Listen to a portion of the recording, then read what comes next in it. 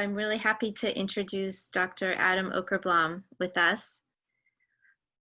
He is a Chinese medical doctor and a Tibetan medicine practitioner. He has lectured at San Francisco State before in holistic health studies, teaching a mind-body healing course in Tibetan culture. And he has a private practice where he sees patients, and he also is a co-founder of SOA Wellness, where he teaches healing and wellness practices in corporations and to communities all around the Bay Area. Lucky to have him as a part of the growing Eastern medicine community with the younger next generation.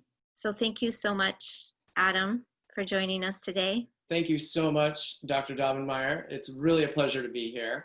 I was really excited when Dr. Jennifer invited me to participate. I'm Adam, doctor of acupuncture and oriental medicine. I do a lot of Tibetan medicine is kind of my area of specialty. And usually I have a busy clinical practice, but nowadays, since we're sheltering in place, I've been doing some telemedicine and quite a few presentations and classes. And I've found that a lot of us have been sheltering in place for many weeks now, and we're really kind of had it up to here in some ways. You know, there's a lot of stress, a lot of cumulative tension that has arisen for people. Whether we're really doing great with it or really having a hard time, it's certainly a completely unique and unprecedented and bizarre experience for all of us. So I'm really happy when we can get a good group together and share and connect and just explore some of the tools we have for dealing with this situation in a positive way. Eastern medicine, kind of across the boards, whether it's Chinese medicine, Tibetan medicine, Ayurveda, different traditions, really provides us a lot of tools for dealing with our own condition. This is kind of a holistic health, elemental medicine, and spiritual kind of viewpoint, mind-body connection, or as we say in Tibetan medicine, our dimensions of body, energy, and mind are kind of our three aspects of our human dimension: body, energy, and mind. And so we want to bring resources to bear to harmonize and develop those three dimensions and see what we can do. So, you know, Eastern medicine provides us a lot of perspective, what we call, for example, what we call in Buddhism, we call view, the kind of perspective on health. What is health? What is the nature of health? What does it mean to be healthy? What are some of the sort of governing principles of health in our life?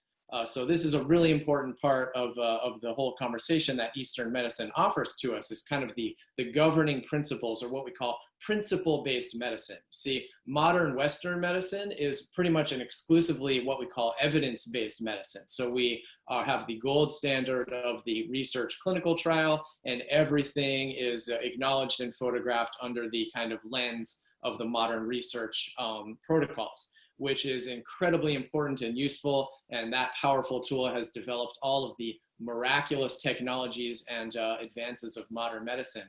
But a kind of other aspect of human culture and human society through the millennia is the kind of governing principles, the ethics, the rituals, and the kind of just understanding of what the world is and what is our place in it and what is that role. And that's something that really in Western modern scientific culture, we don't have a clear grounded understanding of that, because we're sharing many different cultures. We're sharing kind of a very modern technological melting pot, and everything is zooming ahead incredibly fast. So we don't necessarily have that foundation of, well, exactly who are we and exactly what are we doing here and what should we do and what's the best way to do it.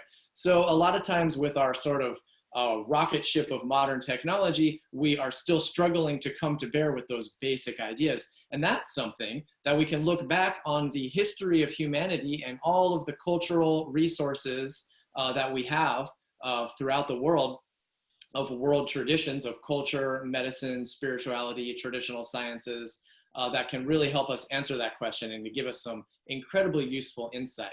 And the good news is that it's oftentimes very, very simple and very approachable, nothing complex, no need for really fancy ideas or a lot of brain power to understand a lot of these basic ideas. It's kind of just simple themes that we can just kind of massage into our dimension by talking about them, workshopping them, hearing examples, seeing how it can work in our modern life, and it can be very, very useful. So this kind of idea is a big part of the work that I'm doing these days, talking to people about some of just the basic theoretical basis for Eastern medicine and the nature of health and how we can approach wellness holistically in our life. So thank you so much for jumping in and doing a little bit of that process with me today. So today I offered to talk a little bit about what we call rituals, developing rituals for health in daily life. Now, why would we do that? Why would we talk about rituals? Is this like some woo-woo idea or some sort of religious doctrine or a specific narrative that I'm trying to agenda push here? No, absolutely not.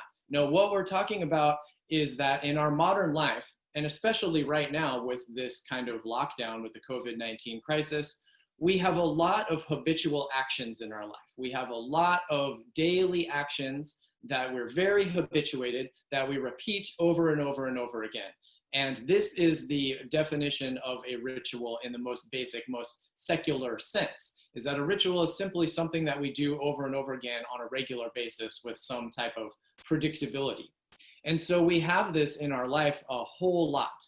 And these daily rituals can actually become sort of a daily grind, some sort of a humdrum kind of mind-numbing list of chores or a task list or a to-do list or something that we just kind of mindlessly do, or chores and tasks that we don't feel like we like or we don't want to be doing. And that can become a source of demotivation and a source of dampening our inspiration and sort of bringing us down. And I think a lot of people are feeling this kind of phenomenon because we're all boxed into our houses here. We're really just kind of within our four-walled world a lot of the times these days, and it gets to be a little bit constraining. And so our sort of like monotonous lifestyle is contributing to this. So what do we want to do? We actually have the power to completely flip that script and transform our daily task list and our chores and our sort of mundane activities into something that is useful and enriching and inspiring, and something that is contributing to our wellness and that we get excited about. Something more sacred to us, or at least something more salubrious and helpful for us in our life. So that's what we want to talk about, is basically taking a monotonous daily rituals and transforming them into something that is exciting and enlivening for our lives. And we're going to see the basic, in case you have to go in a minute, the basic way that we do that is by applying awareness, the principle that is the famous thing you've heard about, mindfulness. Applying our awareness and turning our activities, the activities of our body and our energy and our mind, into something that we apply awareness to, making them into a meditation. Now that sounds all well and good in theory. It's very easy to read that on paper. But how do we really apply that and start to work with that in daily life? Well, there's quite a few ways that we can develop easy hacks, easy tricks, and make it into a sort of a fun and very approachable thing. So we're talking about a very simple, basic approach to just enriching the quality of our life. In our modern world, with our soaking media culture, we are inundated with content from the internet, from all of our aspects, from our work, from our school. We have a content overload. So we have no shortage of quantity of activity, right? There's so many things to do. I mean, has anyone ordered something off of Amazon or the internet in the last couple of months and then realized, like, I didn't really need that, and why did I even do that? I did. So we have no shortage of a quantity of not only distractions and activities, but also challenges and troubles and things to worry about and things to think about. So what we want to do is, I'm not trying to give you more quantity of content. I'm trying to help us have some basic tools to enrich the quality of that content, enrich the quality of our life day to day, week to week, moment to moment. Even breath by breath, we can do this. So let's dive a little bit into how we can do that. Does that make sense to everybody so far? Okay, cool. Thank you guys so much. So I thought maybe we could start off by just moving a little bit and activating our energy a little bit. We'll get the ball rolling by working with our body and with our breath. So when we work by moving our body, we can move our limbs and do all kinds of yoga or exercise and move our physical body. We can do chores, housework, but also if we talk about working with the dimension of our body, we should work with our breath is incredibly important. So let's start with just a little bit basic movement and stretching, kind of working more with our upper body just to mobilize. And we're gonna take some nice deep breaths. So first of all, let's each put one hand on our lower abdomen around our navel and one hand around our heart. And then let's sit up nice and straight. And what we can do is if you're in a chair, you can scoot a little bit forward so that instead of resting back in your chair, chilling out, you're kind of just hovering on your sits bones, sitting up a little bit, because this is going to be much better posture. And then we want to just gently straighten our spine. We want to just elongate our spine and have a good seated posture, just kind of lengthening and extending a little bit, straightening out. And one easy way to do that is just to picture that we have a string or a line attached from the very crown of our head and just gently guiding us upwards, kind of like you'd pick up a kitten, just sort of guiding gently upwards from the top of our head so that we're elongating. Great. All right, I see everybody has our nice little hand position. So what we're gonna do is do nice deep breathings, and we're gonna focus, number one, deep breath on our abdominal area, expanding our abdomen, feeling our belly move, feeling our hand push as we expand deeply into our lower abdomen as we're breathing. So please go right on ahead and start that. I'm gonna keep on running my yap while we breathe into our abdomen. And so with this, we're drawing down, we're engaging our diaphragm muscle very strongly and engaging our abdominal muscles to pull down energy and open up our lungs all the way to the very base of our lungs to get some chi and air flowing deep into the bottom of our lungs and get some expansion into those costal muscles. So this abdominal part of our breath is pulling down that air as deep as it will go. This is important because with our shallow breathing, our stressful breathing, then the base lobes of our lungs tend to be a little bit neglected, and pathology and stagnation can hide out in those areas. So we're expanding our belly as we breathe, gently drawing all the way down. And one more point about that is that it's not just the front of our tummy expanding outwards. It's actually 360 degrees all around our body, front, back, and side to side. So we'll feel our lower back, our lumbar muscles, and our lower ribs expanding backwards as we breathe in. The sides of our body, our lower floating ribs and rib cage expanding to the sides, kind of like a bottle or a vase all the way around, expanding into our lower body as we breathe. Excellent. All right, and from there, we're gonna move right along as we fill our lower abdominal body, then we move on to feeling our chest expand and our upper body. Our rib cage will expand, our chest will lift against our hand just a little bit, our shoulders will naturally kind of rise up and then fall back behind us like kind of like a wave or like wings, and we'll feel that full upper body expansion. So let's just breathe into that just for a moment. I can see everyone's doing really great. Nice straight spine, abdominal breathing, and then right into the full chest expansion breathing. And as we're doing this very gently, let's make sure we're not accumulating any tension in our throat. Make sure our throat is relaxed. We're not holding on there. Let's relax that. Let's relax our face and make sure that we're not scrunching, holding tension. We'll relax our jaw. We'll relax around our eyes. We'll relax around our cheekbones, our zygomatic region, all around our head and forehead. As we take really deep breaths, we can just feel the tension just melting right away from our face and draining all the way down and out. It's really quite easy.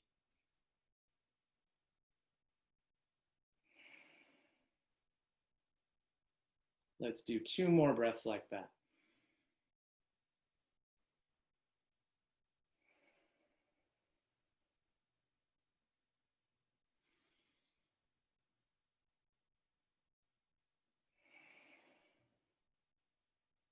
Great, we can relax. Thank you everybody so much.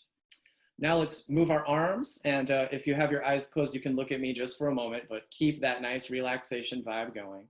So let's just, as we inhale, when we get to the upper body part of our breath, let's just expand our arms outwards, about to shoulder height, coordinating with our breath. I'm not a yoga instructor, but I am very familiar with Tibetan yoga called Yantra Yoga or Trulkor. And in the tradition of Trulkor yoga, we're always coordinating our breath with our movement. So just at your own pace, let's breathe and expanding out.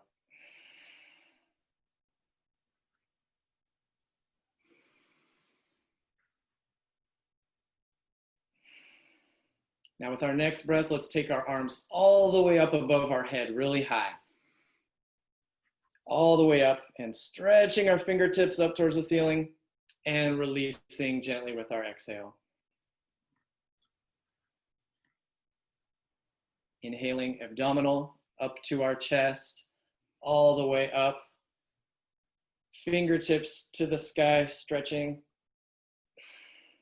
and release. Great, one more like that. Looks really good, everybody.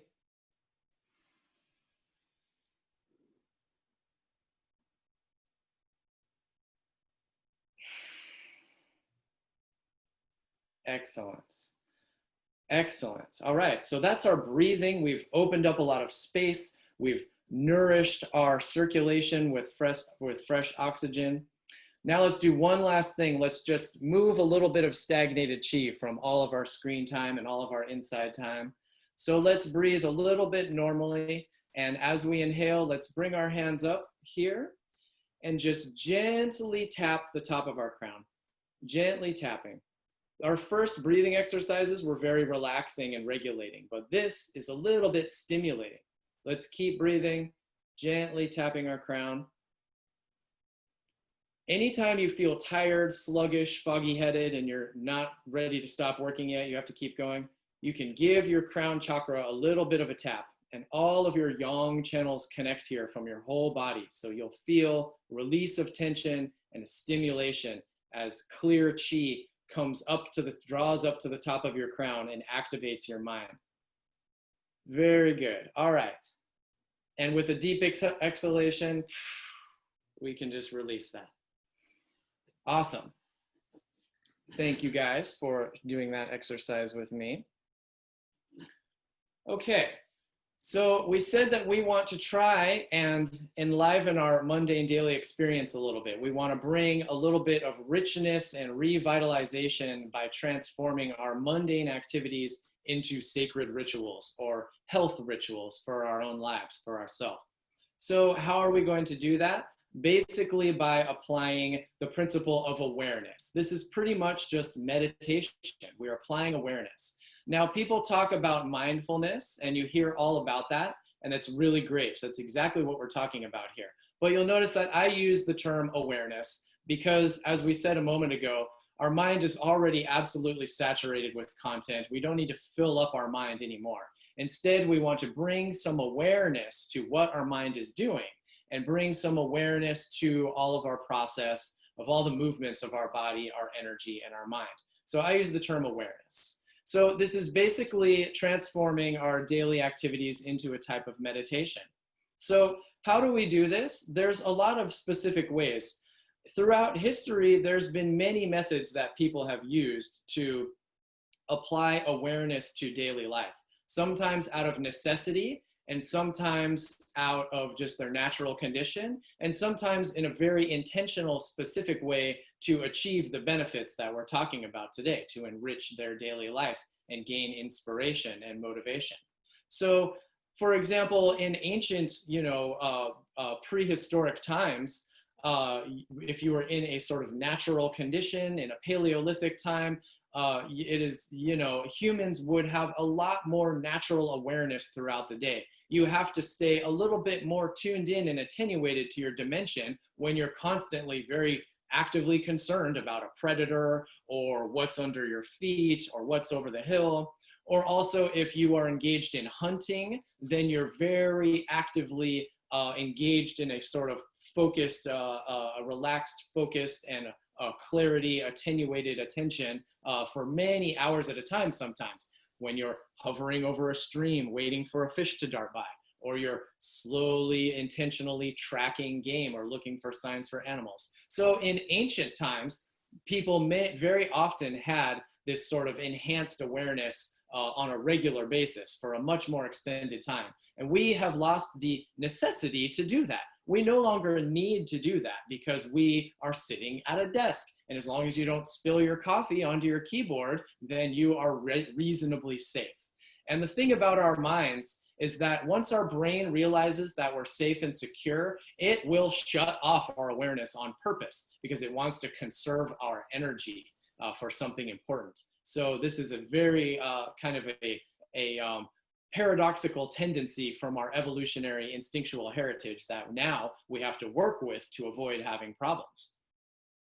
So what's another method that people have used throughout history to enrich their daily experience and to develop healthy rituals? Well, one very obvious example is religion.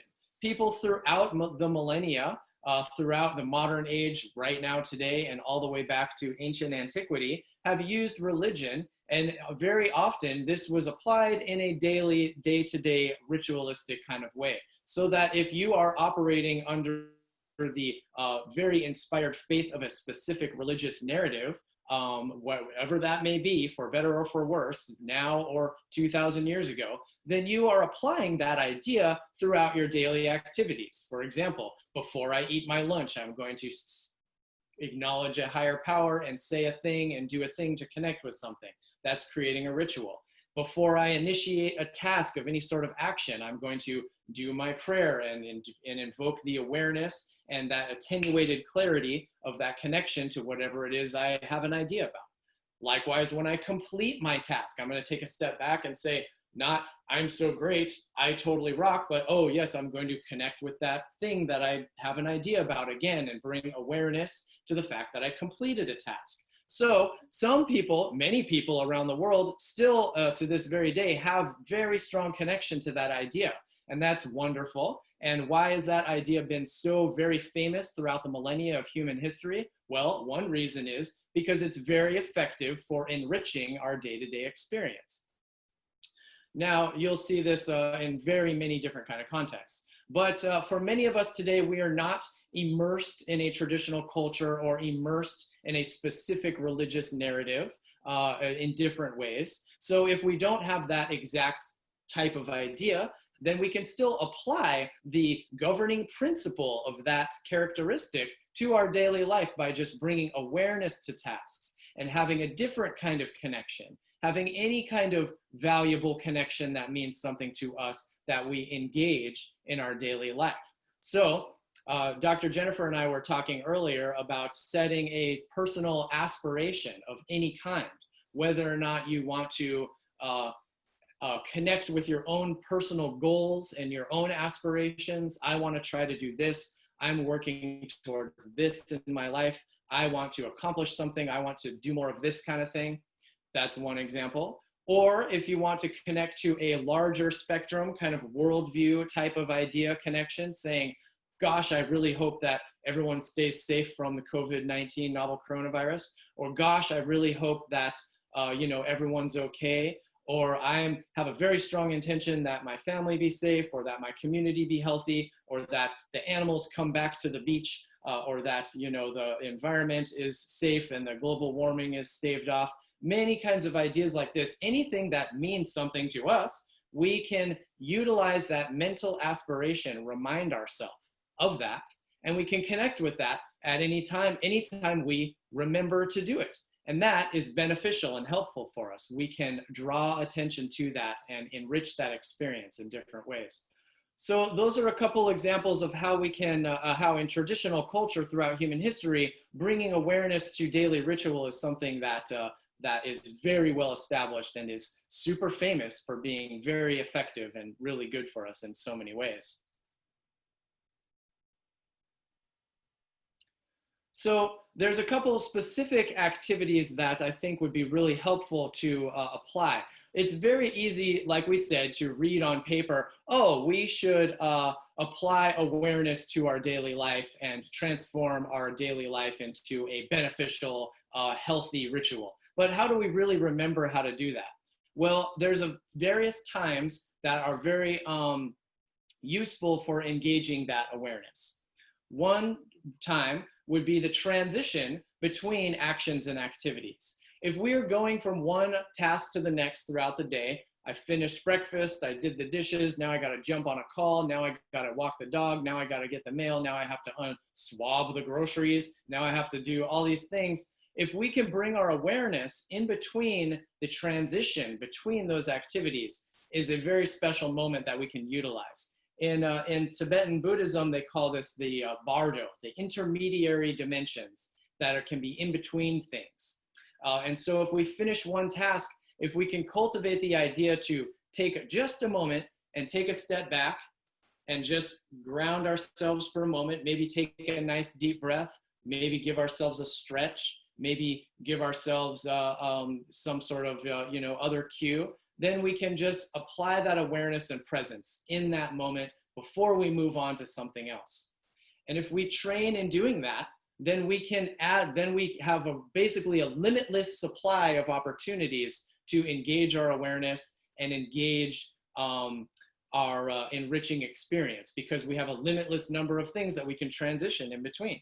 Each individual task, each phone call or conference call or email, even each individual breath, we have the chance to do this. So it's very useful to tune in to engaging in the transition between activities. Number two, there's something that is very often applied in different traditions of meditation and yoga and spiritual practice, and that is working with the dimension of our sense organ stimulation.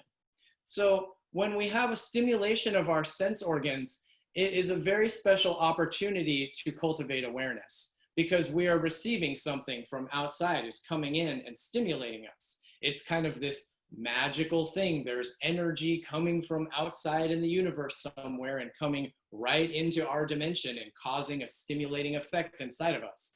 It sounds very fancy, and in fact it is, but it's happening all day long. So one way that I really encourage people to engage their sense organ function is to do what I call nature bathing. You can go outside and take a short break, take a couple of minutes, and just let your senses relax and just absorb the sensory stimulation of the world outside, particularly the colors of the sky, of the clouds, of the plants. Those colors are incredibly nourishing and harmonizing for our body. Through our eyes, the sounds, there's a lot of birds out now. If you go outside now, you may notice that since the human activity has dropped off considerably, there's a lot more birds active and a lot more natural sounds available to us. And this is a little bit extra special time, less cars, more birds, less people. So you can really tune into some natural sounds a little bit and just let that wash over you like a wave and soak into your dimension a little bit. All of that sense organ stimulation from taking just a minute in nature intentionally. So if you go, my laundry room is outside down the hall. So if I go do my laundry, if you go get the mail, if you go outside to pick up a box from the grocery delivery, anything like this, then you can stop and take 1 minute and just give yourself the chance to absorb that sense stimulation. And this can be an opportunity to engage your natural awareness and really have an enriching experience from that.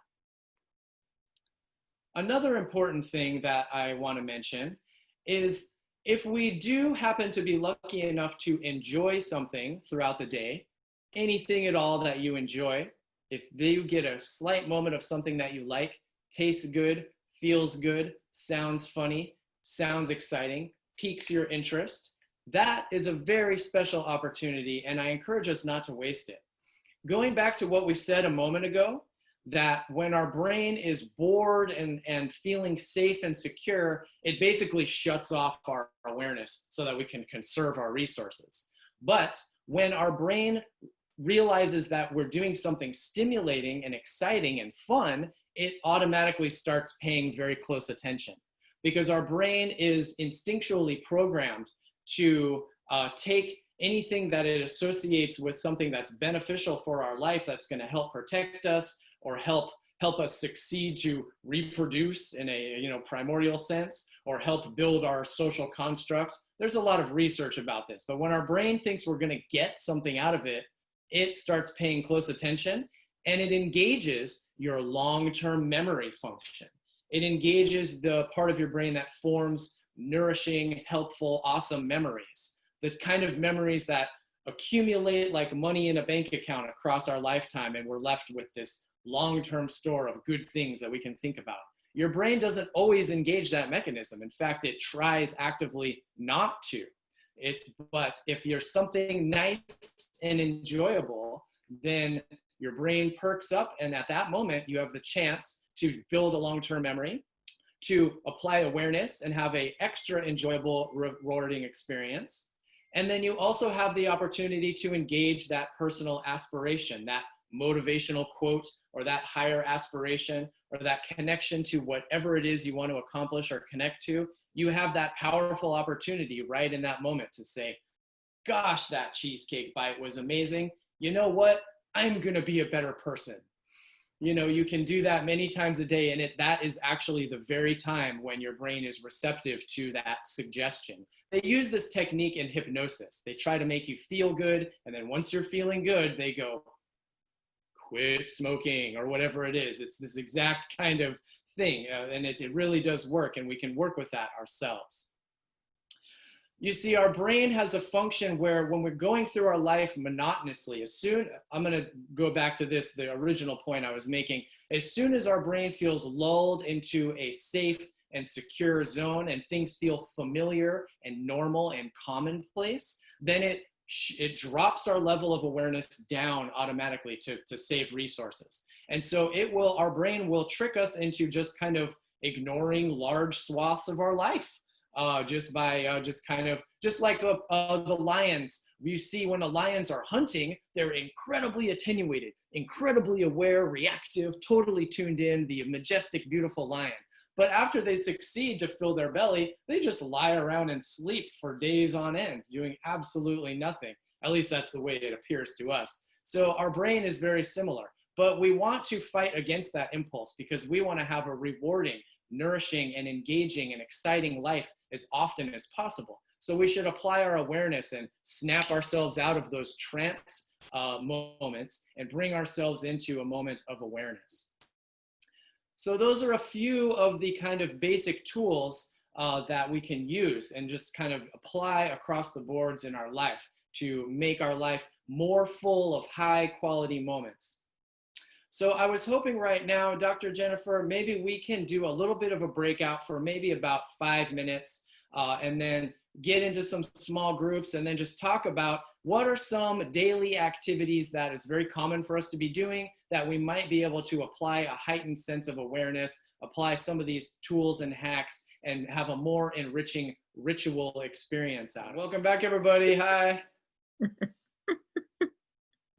Cool, excellent. Okay, so can we jump in and hear a little bit of something? If somebody wants to share, can you please raise your hand and I'll call on you, and then you unmute and just tell me a little bit? Okay, great. Eric?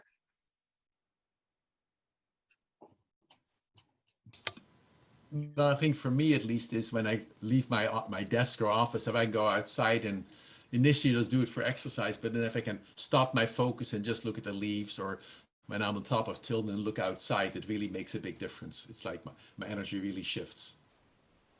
Nice, totally. Blessing?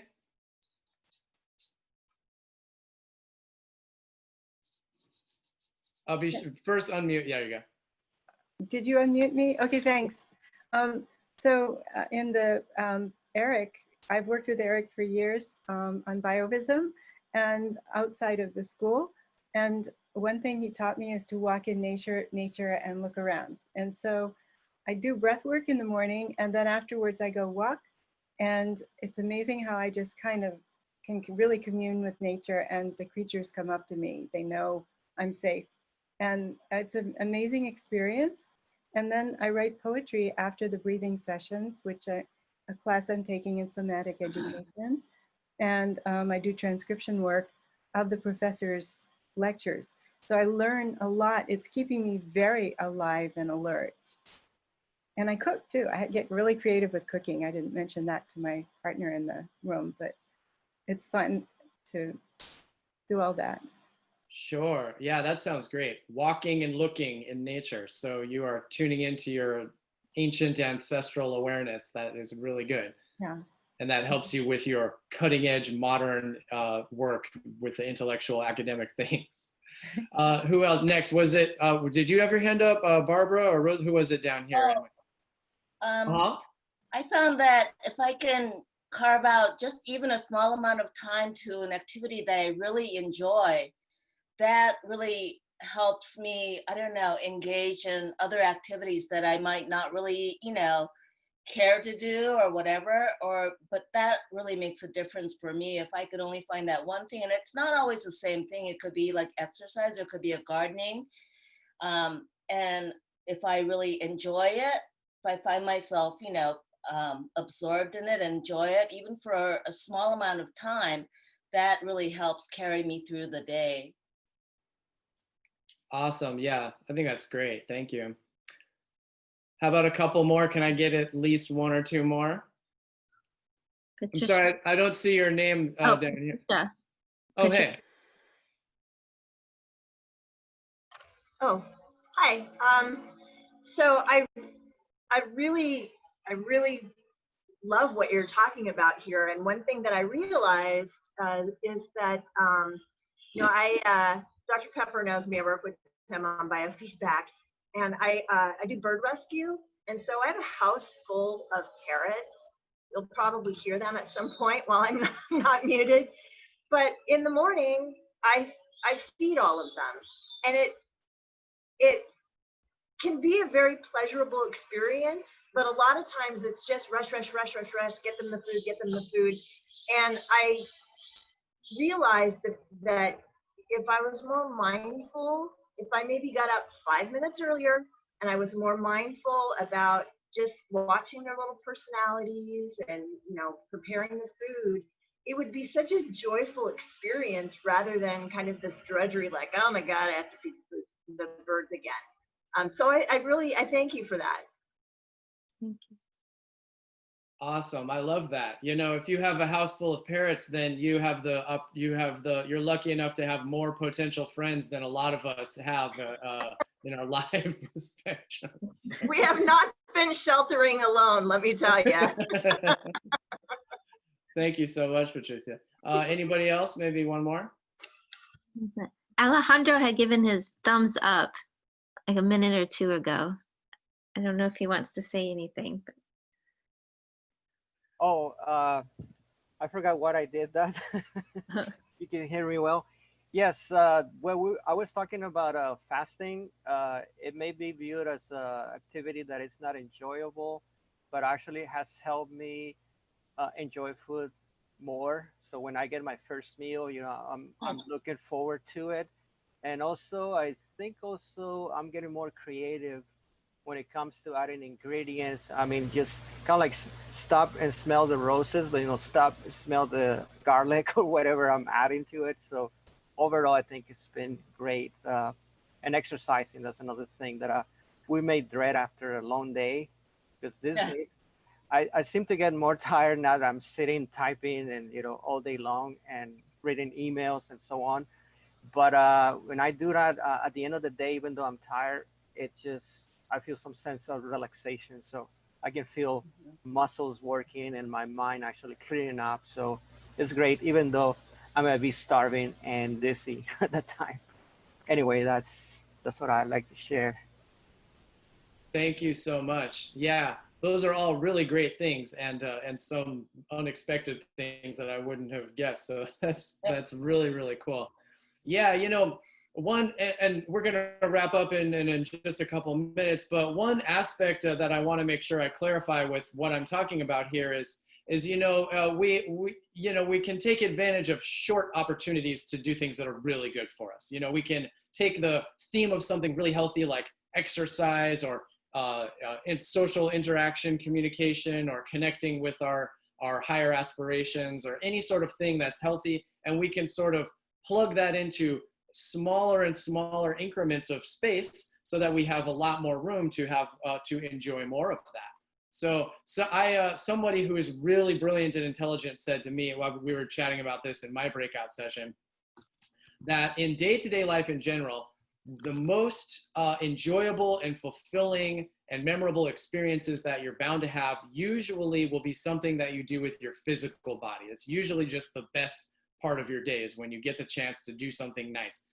My partner in the breakout room mentioned gardening, and that is so important. So I strongly encourage everybody to do as much physical movement as possible. And one thing I'm guilty of a lot is if I don't get to do my 90-minute awesome power pack, like super complex workout thing, then I'll get discouraged and be like, oh, well, I'll just forget it.